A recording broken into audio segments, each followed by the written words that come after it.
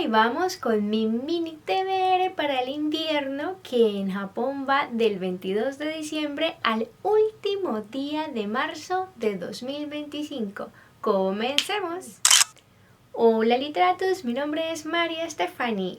Destiné los últimos días de 2024 a exprimir al máximo la TBR otoñal. Seguía sintonizada con esa TBR de otoño y no quería comenzar un nuevo proyecto ya terminando el año, así que quise enfocarme en esas obras que había comenzado y que necesitaba terminar. Por este motivo iniciaré con las lecturas invernales a partir del 8 de enero, primer día hábil en Japón. Esto es Dumi Literature.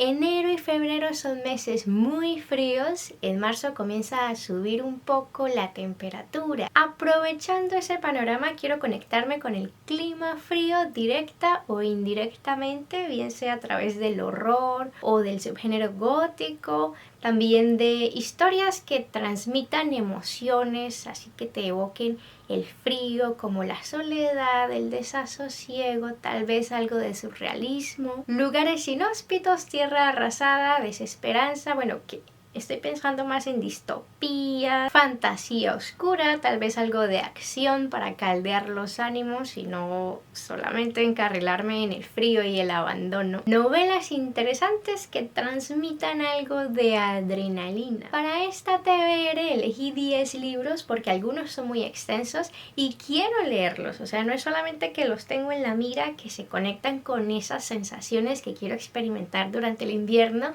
sino que de verdad me gustaría agotarlos todos, así que puse solo 10.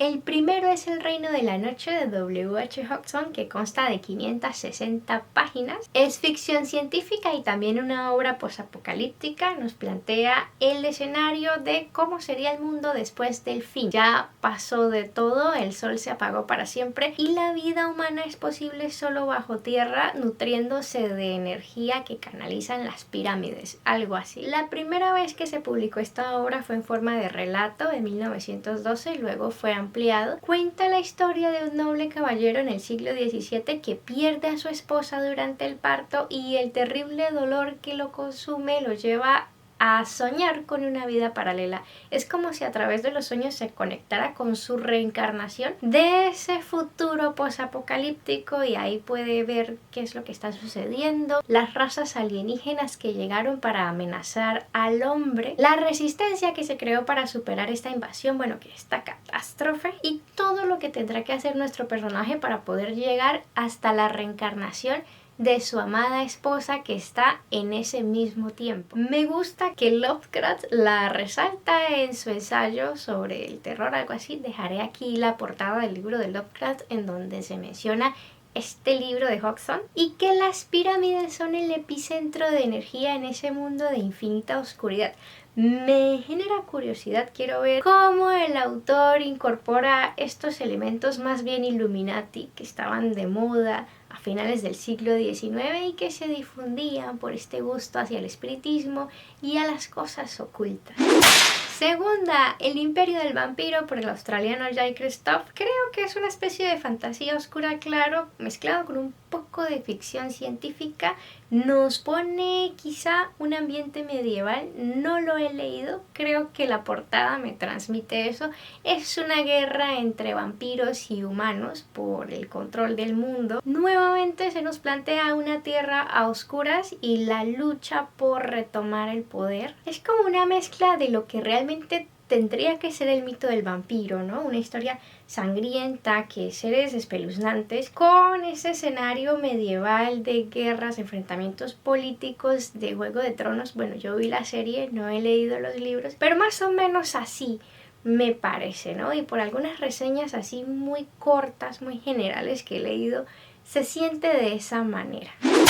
Tercero, una distopía, Donantes de sueño por la norteamericana Karen Russell, y aquí sí voy con la sinopsis. Una epidemia de insomnio sacude Estados Unidos. Miles de personas mueren tras semanas sin lograr conciliar el sueño. Caen rendidas, sumidas en la más absoluta desesperación y devoradas por la locura. Trish alguna cosa trabaja como captadora para las Brigadas Duermevela, una organización sin ánimo de lucro que busca donantes de sueño. Trish es una captadora ejemplar cuyo talento solo se explica a través de su biografía. Su hermana Dory fue una de las primeras víctimas mortales de la crisis del sueño, y el emotivo relato de su agonía y muerte vuelve el discurso de captación de Trish prácticamente infalible. Parece ser que es la típica protagonista justa con altos valores, sentido de pertenencia con la causa, ¿no? Más como asemejar un poco a lo que es la causa humanitaria, ¿no? Pero pues claro, en este contexto de ficción, de esta distopía, que un día descubre que esa organización para la que trabaja fervientemente pues no es exactamente lo que ella pensaba o lo que se publica. Dicen que tiene una crítica social muy buena y que se puede asemejar a nuestra realidad. Cuarto, el Aleph del argentino Jorge Luis Borges, con 216 páginas. Creo que es el libro de cuentos más famoso del autor. Se publicó por primera vez en 1949 y fue reeditado por Borges en 1974. No es aconsejable iniciar a leer Borges con el Aleph. Ficciones es el que más recomiendan, pero pues ya me aventé a leer Solenoide de Mircea Cartarescu y otras obras de surrealismo. Estoy loca por leerlo. Ya me aventé con esos libros. Digo, bueno, pues a que me arriesgo también con el Aleph. Quinto, Carcoma de la española Laila Martínez, con 134 páginas, publicada en el año 2021. La novela se concibe como terror en el que interviene realismo mágico, trata asuntos como la violencia patriarcal, la religión, las clases sociales e incluso la memoria histórica. Dos mujeres atrincheradas en una casa, sobreviviendo a los recuerdos o los fantasmas. ¿Qué será esto? Me hace pensar un poco tal vez en Siempre hemos vivido en el castillo de Shirley Jackson. Puede ser porque acabé de leerlo hace unos días. No sé si esa sea parte de la inspiración de Laila Martínez. Estuvo muy sonada en redes sociales, incluso a veces vemos publicaciones recientes del libro, y bueno, quiero darme la oportunidad de conocer esta narrativa de realismo mágico en voz de una autora española.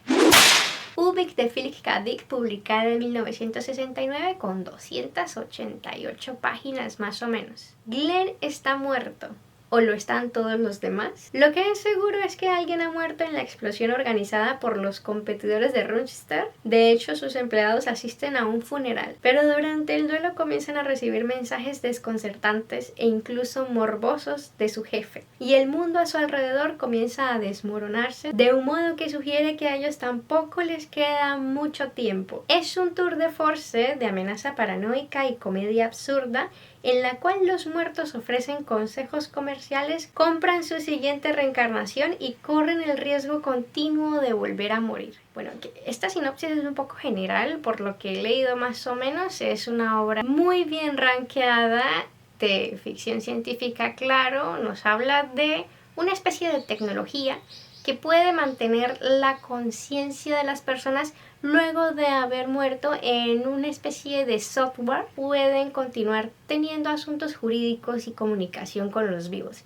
Algo más o menos así. Y también nos hablan del control mundial a través de organizaciones, en este caso la organización que controla ese software. Está catalogado este libro como uno de los mejores en el género.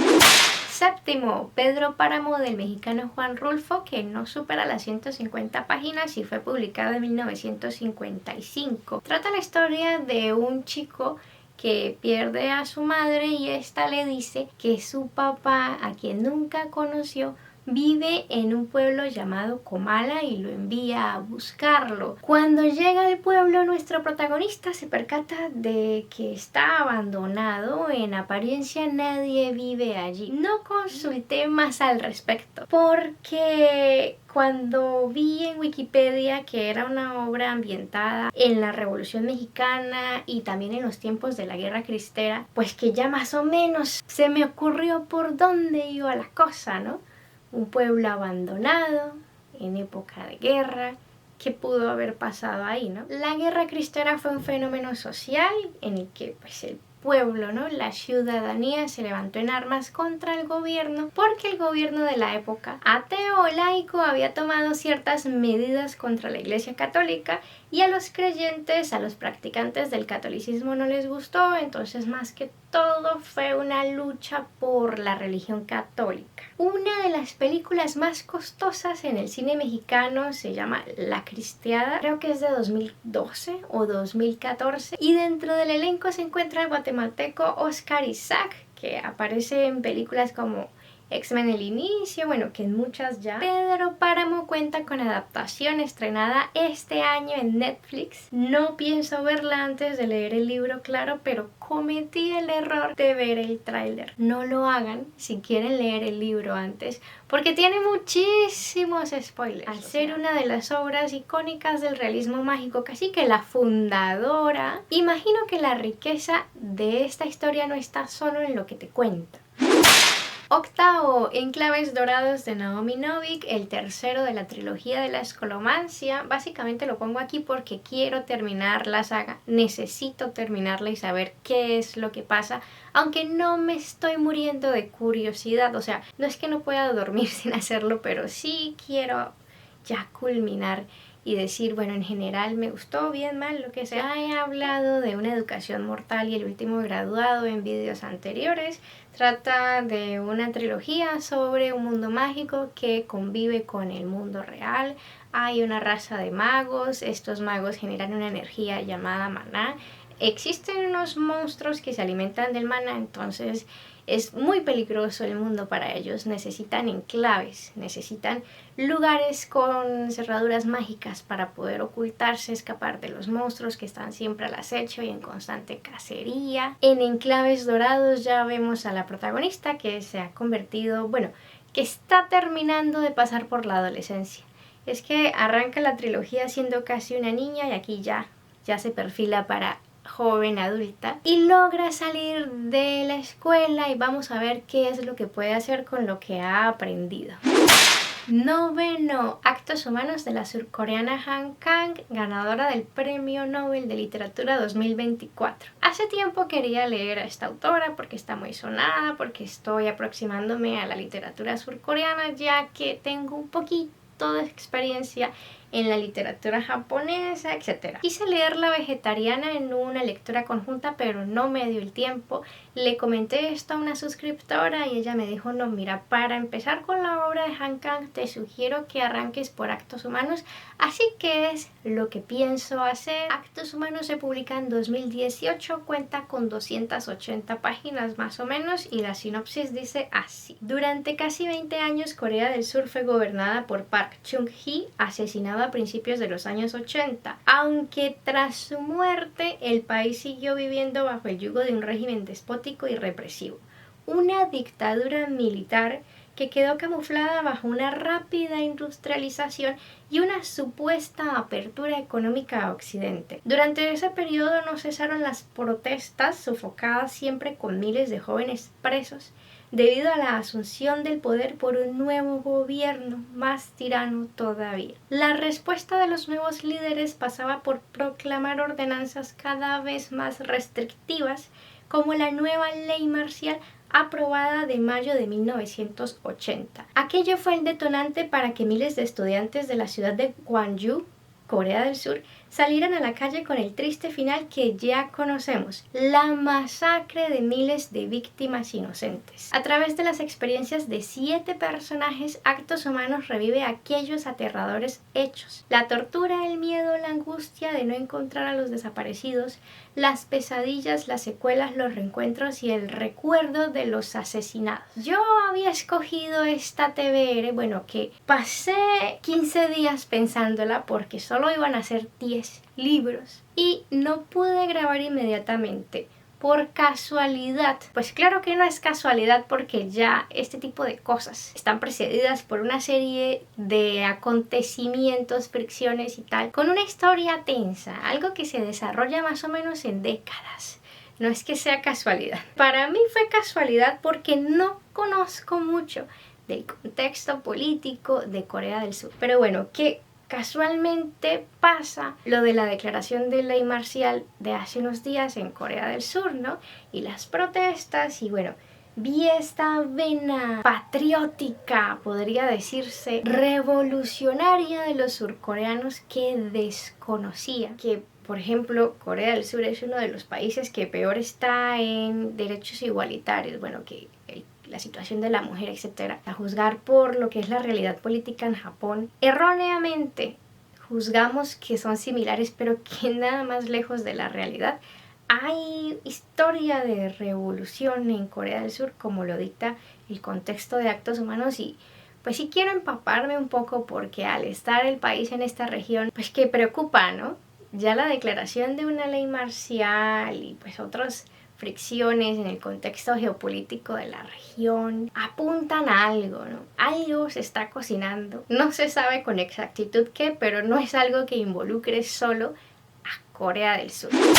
10º y último libro, mi ensayo de la temporada, que en 2024 no pude cumplir a cabalidad este propósito de leer por lo menos un ensayo por temporada, pero en 2025 pues quiero perseverar en el ideal, quiero intentarlo de nuevo hasta que pueda algo, ¿no? Medianamente decente para poder decir que sí surgió efecto tanta insistencia. Y para el invierno elegí El mapa fantasma de Steven Johnson, que es una historia del cólera. Cómo esta epidemia cambió el mundo moderno, la ciencia, la concepción política de los países. Imagino que nos van a hablar, bueno, que todas las epidemias se asemejan un poco a la falta de conocimiento y planificación de las epidemias de antaño, bueno, que de las medievales. Creo que van a hacer una especie de comparación con lo que fue la peste negra. Puede que haya un ejercicio interesante